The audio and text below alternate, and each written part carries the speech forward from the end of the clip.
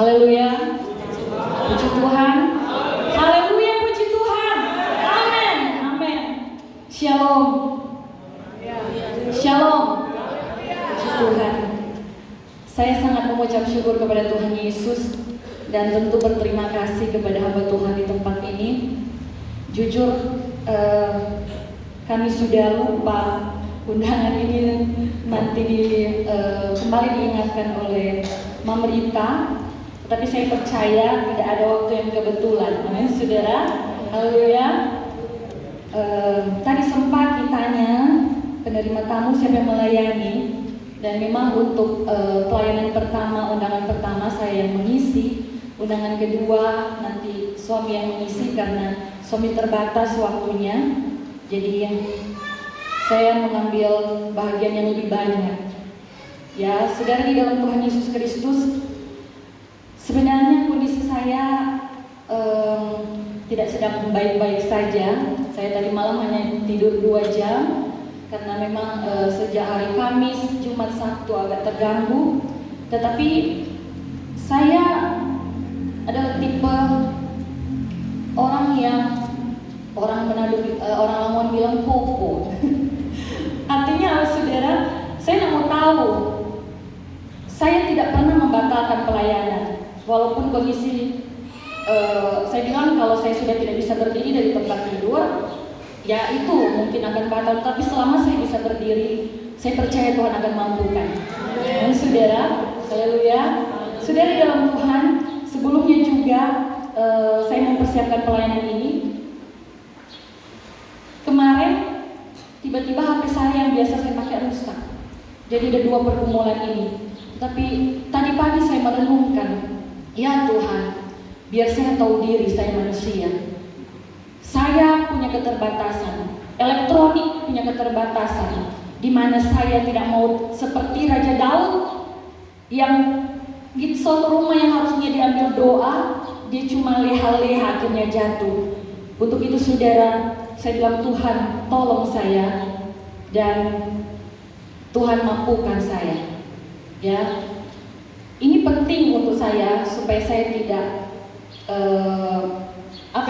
tidak lengah. Artinya saya harus tetap mengandalkan Tuhan dan berserah kepada Tuhan. Puji Tuhan. Saya beri judul pelayanan pada hari ini, Merah Kirmisi menjadi putih. Merah Kirmisi menjadi putih. Kita akan sama-sama baca Mazmur 22 ayat 7. Mazmur 22 ayat 7. Baik, kalau biasa berdiri sama-sama kita baca dengan suara yang keras. Jadi diri kita sendiri bisa mendengar suara kita. Dalam hitungan yang ketiga sudah dapat, yang sudah ditayangkan. 1, 2, 3. Tetapi aku ini ular dan bukan orang, celah bagi manusia, dihina oleh orang banyak. Puji Tuhan, silakan duduk kembali. Saudara di dalam Tuhan, Mazmur 22 ini adalah Mazmur dari Raja Daud. Kalau dibaca dalam terjemahan tadi kita baca tadi, ular itu sepertinya biasa aja.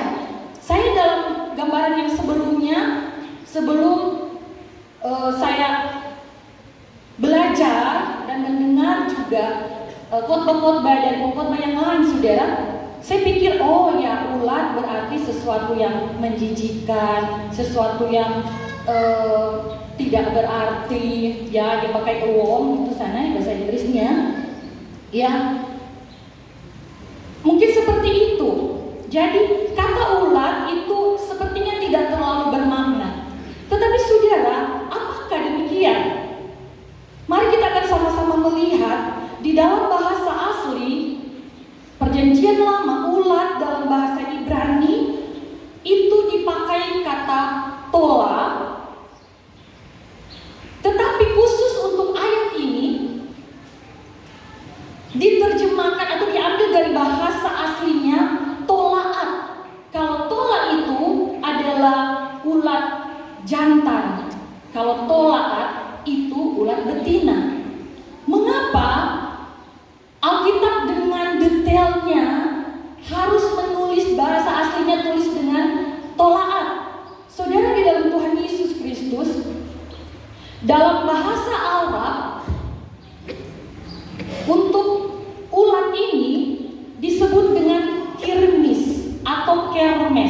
ya, yang menjadi asal kata kirmisi dalam bahasa Indonesia. Ya, bahasa Indonesia banyak ambil dari bahasa Arab. Nah, warna kirmisi ini adalah warna merah marah, warna violet. Sebenarnya ungu. Kalau yang saya lihat ini tidak seperti itu ya. Ini ungu yang dari warna biru, tetapi ungu yang dihasilkan dari percampuran dengan warna merah. Ya, itu violet atau merah marah, ya. Nah, kirmisi mengapa disebut ulat kirmisi? Karena menghasilkan warna merah marah itu. Karena ulat itu menghasilkan merah marah, makanya disebut dengan ulat kirmisi. Saudaraku di dalam Tuhan Yesus Kristus, nah warna kirmisi ini seperti suami saya tadi bilang, warna ungu itu, ya, itu sangat mahal karena dipakai untuk mewarna kain, ada di tabernakel, pakaian raja, ya. Jadi warnanya mahal. Di dalam Alkitab, saudara, kalau ada kata ulat, kita lihat hanya biasa saja, tetapi tidak kebetulan dicatat seperti itu. Mari kita akan melihat, saudara, ada rahasia yang indah ketika kita mengerti tipologi atau pola penulisan di dalam Alkitab yang akan berhubungan ternyata dengan Paskah. Mazmur 22 ayat 7 ini, tetapi aku ini ulat ditulis oleh Raja Daud jauh sebelum Yesus lahir. Ya, 1000 tahun sebelum Yesus lahir dia sudah menubuatkan mesianik tentang Yesus. Dan ulat itu dia maksudkan adalah Yesus itu sendiri. Lihat kebenarannya, saudara. Tolaat. Aku ini ulat, aku ini tolaat dan bukan orang. Celah bagi manusia, dihina oleh orang banyak. Ayat 8, semua yang melihat aku mengolok-olok aku, mereka mencibirkan bibirnya, menggelengkan kepalanya. Kita hubungkan dengan Matius 27 ayat 27, 28, 29. Lembaga Alkitab beri judul Yesus diolok-olokkan, ya. Kemudian serdadu-serdadu wali negeri membawa Yesus ke gedung pengadilan, lalu memanggil seluruh pasukan berkumpul sekeliling Yesus. 28. Mereka mengenakan pakaian, menanggalkan pakaiannya dan mengenakan jubah ungu merah kermisi kepadanya. Ayat 29. Mereka menganyam sebuah mahkota duri dan menaruh di atas kepalanya, lalu memberikan dia sebatang bulu di tangan kanannya. Kemudian mereka berlutut di hadapannya dan mengolok-olokkan dia, katanya, salam hai Raja orang Yahudi. Jadi relevansinya dengan apa yang dialami oleh Yesus, ya, bahwa dia mengalami pengolokan ketika hendak disalib. Itu sudah dinubuatkan sebelumnya. Nah, semakin jauh kita melihat untuk kembali membuktikan bahwa benar ulat ini bicara tentang Yesus. Memang di dalam Mazmur 22 itu kalau kita lihat memang ada bagian-bagian tentang penderitaan Yesus. Ya, tetapi saya akan mengupas di sini ada dua hal penting tentang ulat kermisi. Pertama, cara kematian dari ulat kermisi tolat tadi, saudara, ulat betina tadi, karena memakai ulat betina, ya, tolaat. Pertama, saudara, cara mati kita lihat, dia matinya di pohon kermes. Di pohon kermes. Yang menarik adalah siklus hidup sebelum dia mati di pohon kermes atau pohon ek yang jenis rendah. Menjelang bulan April, betina yang sementara bertelur ini dengan susah payah dia mencari pohon ek tadi, ya, pohon kermes tadi. Dia membawa telur-telurnya memanjat pohon ek. Untuk apa? Ternyata untuk bertelur di sana, Bapak Ibu Saudaraku. Nah, dia kemudian melekat di pohon ek. Ini bicara tentang apa, saudara? Menjelang April, seperti kita sekarang ya. Jadi Maret, menjelang April. Dan tahukah saudara, kalau kita akan telusuri sebentar, dia matinya di bulan April. Nah, saudara, di dalam Tuhan Yesus Kristus, dia melekat sebagaimana Yesus terpaku di salib. Perhatikan ini, saudara. Ulat kirmisi membentuk cangkang yang keras. Di dalam cangkang itu dia menyimpan telur-telurnya, ya. Dia melindungi dengan cangkang itu sampai dia menetaskan telur-telur. Selama 3 hari ia menjadikan tubuhnya sebagai makanan dari larva. Ketika telur menetas jadi larva, jadi ulat-ulat kecil.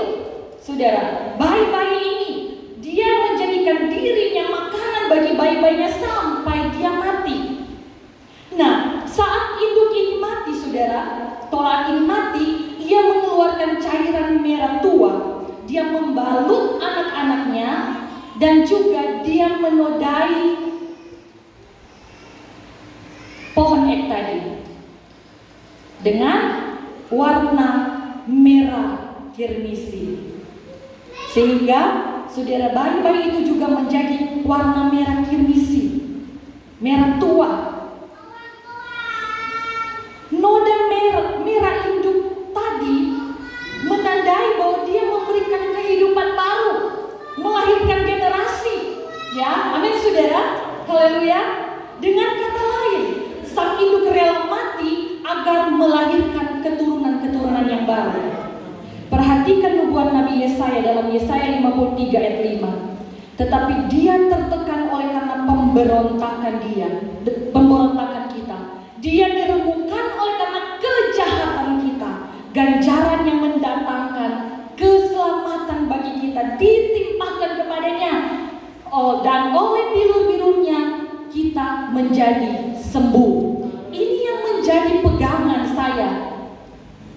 Tadi pagi kembali saya diteguhkan dengan firman Tuhan ini. Bilur-bilur Tuhan menyembuhkan engkau.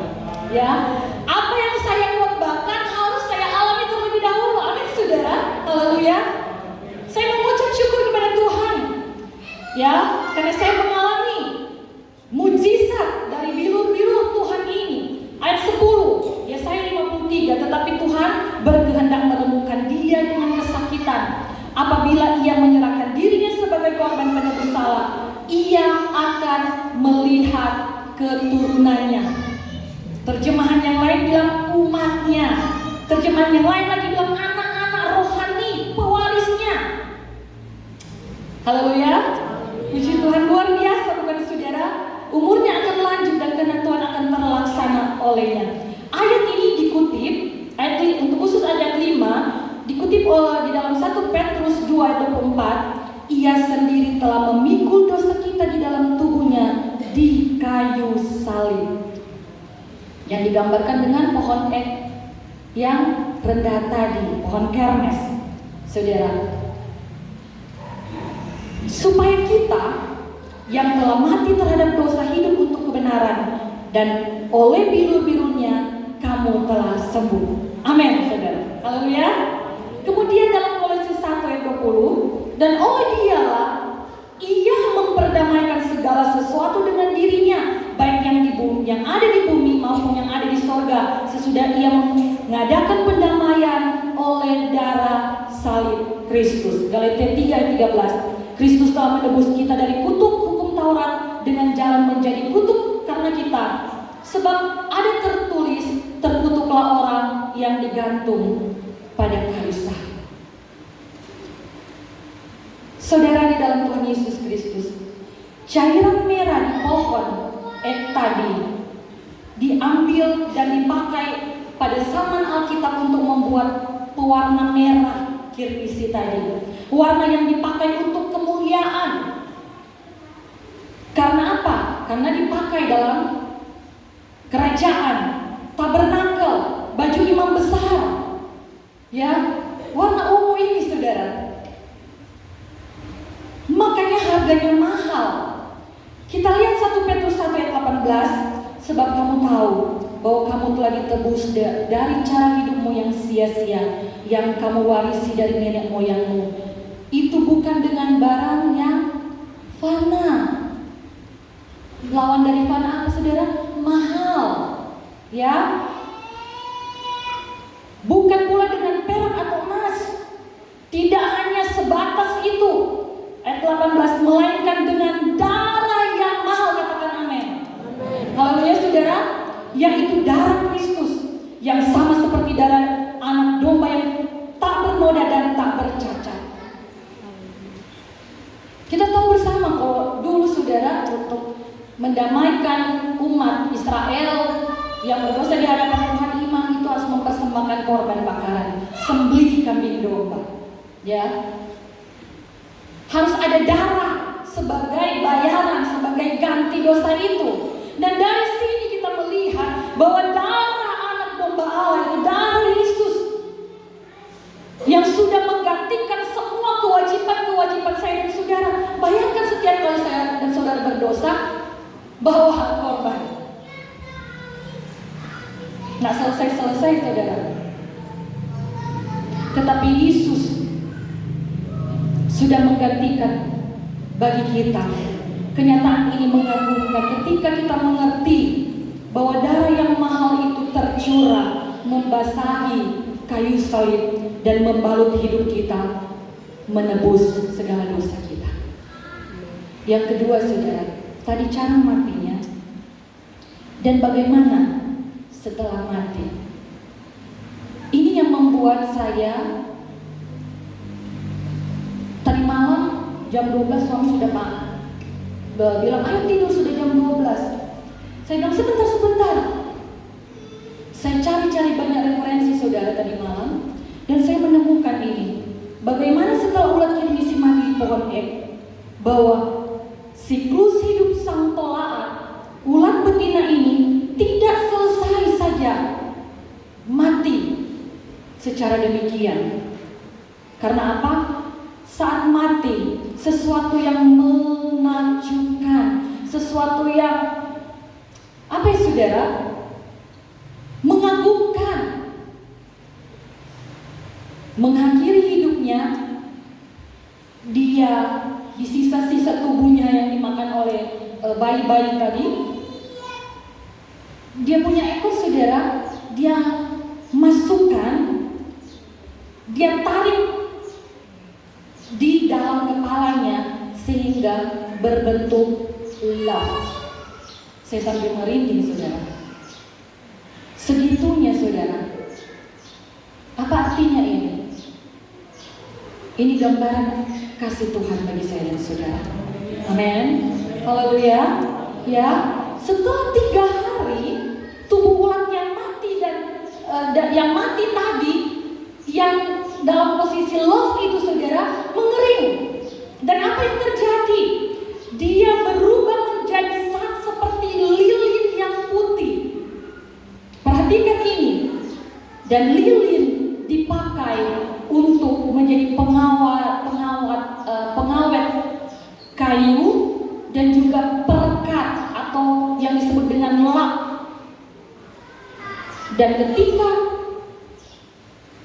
lilin ini, saat yang seperti putih seperti lilin ini, ya, dihancurkan, keluar bau yang harum. Wow, tidak sesederhana itu ternyata saudara. Apa yang kita dapatkan di sini? Yohanes 3 ayat 16. Karena begitu besar kasih Allah akan dunia ini, sehingga ia mengaruniakan anaknya yang tunggal. Ini bicara love tadi saudara, amin ya. Supaya setiap orang yang percaya kepadanya tidak binasa, melainkan beroleh hidup yang kekal. Amin. Haleluya saudara. Katakan di sebelah kiri kanan saudara, percaya kepada Tuhan tidak binasa. Amin. Haleluya. Puji Tuhan. Ya. 1 Korintus 15 ayat 3, sebab yang sangat penting telah kusampaikan kepadamu, yaitu apa yang kuterima sendiri, ialah bahwa Kristus telah mati karena dosa-dosa kita sesuai dengan kitab suci. Ayat 4, bahwa ia telah dikuburkan dan bahwa ia telah dibangkitkan pada hari yang ketiga sesuai dengan kitab suci. Kita sudah dengar tadi bagaimana ulat itu. Dia mati, kemudian menjadi kering, menjadi lilin pada hari yang ketiga. Haleluya saudara. Saudara bisa ngikuti sampai sini? Amin. Haleluya. Ya, menjadi lilin yang berbau harum, menjadi sat lilin, bukan lilin ya saudara, sat lilin yang menjadi pekat. Amin. Haleluya. Haleluya. Menjadi lilin, menjadi pengawet. Apa gambaran dari ini saudara? 1 Korintus 15 ayat 14 kita lompat. Tetapi andai kata Kristus tidak dibangkitkan, maka sia-sialah pemberitaan kami dan sia-sialah juga kepercayaan kamu. Tadi kita sudah bilang satu dengan yang lain, sebelah kiri kanan, percaya kepada Yesus tidak binasa. Kalau Yesus tidak bangkit, sia-sia, kata firman Tuhan. Berarti apa saudara? Sebaliknya, hari ini kita memperingati kebangkitan Tuhan Yesus. Ini menandakan kita percaya kepada Tuhan Yesus itu tidak pernah sia-sia. Amin. Haleluya. Tidak akan sia-sia. Ini tanda kita memperingati ini saudara. Biarlah kebenaran firman ini tetap tertanam dalam kehidupan saya dan saudara. Ternyata tidak sia-sia kita percaya kepada Tuhan Yesus. Ya, karena dia bangkit. Kita tidak akan binasa, melainkan beroleh hidup yang kekal. Terjawab sudah. Kenapa Raja Daud sebagai pemazmur tidak memakai kata tola, tetapi tolaat. Ya, induk betina untuk kata ulat tadi. Amin saudara. Haleluya. Ya, karena apa saudara? Ulat yang menghasilkan zat kirmisi warna ungu tua atau warna merah pekat ini adalah melambangkan darah Yesus, melambangkan pengorbanan yang besar, pengorbanan yang mahal, penebusan yang mulia. Amin saudara. Haleluya. Dan tahukah saudara, Alkitab tidak hanya sampai di situ menggambarkan atau melambangkan warna kirmisi.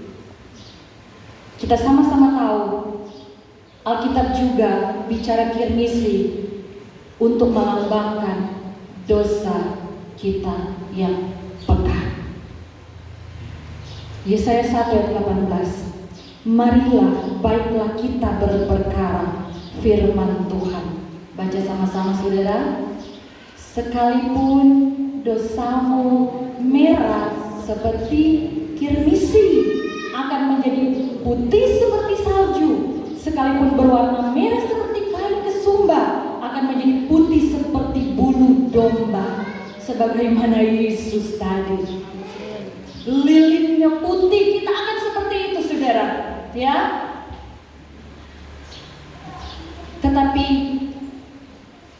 kalau kita melihat ayat-ayat awal dari Yesaya 1 ini, Tidak sesederhana kita membaca, oh puji Tuhan, kalau kita pakai berdosa, biar dosa yang merah pekat, dosa sama dengan kirmisi seperti kain kesumpah mau jadi putih. Tidak saudara, ini dalam konteks tentang apa? Tentang seruan bertobat.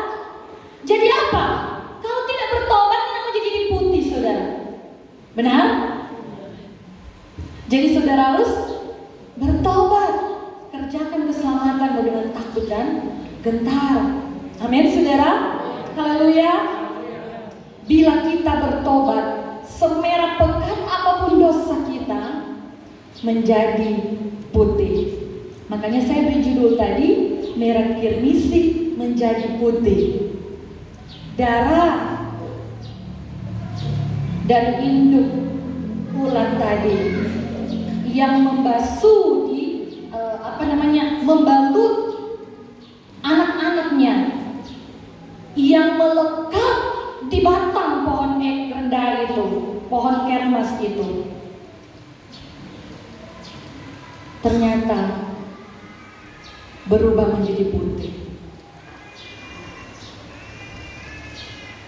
Dan dia menjadi bahan pengawet. Ini menggambarkan dia merekatkan saya dan saudara dengan dosa, dengan sorga untuk hidup yang kekal. Katakan amin. Haleluya. Sekali lagi, ya, ulat merah kirmisi yang kemudian berubah setelah 3 hari dia mati menjadi lilin putih yang digunakan sebagai pengawet. Saat lilin putih sebagai pengawet ini artinya apa? Dia melambangkan bagaimana Yesus merekatkan saya dan saudara dengan sorga untuk menikmati hidup yang kekal. Amin. Haleluya. Dan dosa merah kirmisi, bila kita bertobat, menjadi putih salju. Bicara kita disucikan. Amin, saudara. Haleluya. Haleluya. Haleluya. Saya percaya saudara, semua kita yang hadir di tempat ini adalah orang-orang yang berkemenangan. Ya, sebagaimana kebangkitan Yesus melambangkan kemenangan. Mungkin dalam kehidupan kita sebelumnya ada yang sakit seperti saya saudara, ada pergumulan, ada masalah, ada himpitan ekonomi yang mungkin akan membuat jadi halangan kita untuk datang ke tempat ini untuk beribadah kepada Tuhan, untuk merayakan kebangkitan Tuhan Yesus. Mungkin banyak-banyak hal yang akan sepertinya membatasi saya dan saudara, tetapi ketika saya dan saudara mendengarkan firman Tuhan ini, kabar baik bagi kita. Ini bukti kita berkemenangan.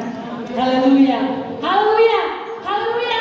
Mari tepuk tangan untuk memuliakan Tuhan. Amin saudara. Puji Tuhan. Haleluya. Puji Tuhan. Merah kirmisi menjadi putih.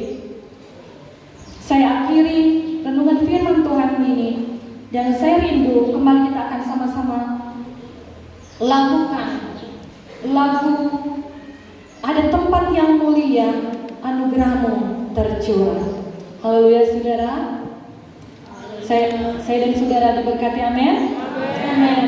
Puji Tuhan. Bawa pulang berkat ini, karena Tuhan Yesus mengasihi engkau.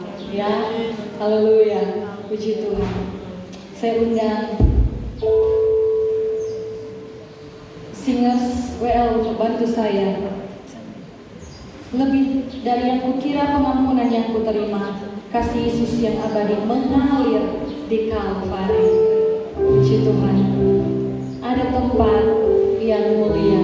Puji Tuhan. Haleluya. Saudara, renungkan firman Tuhan yang kita sudah sama-sama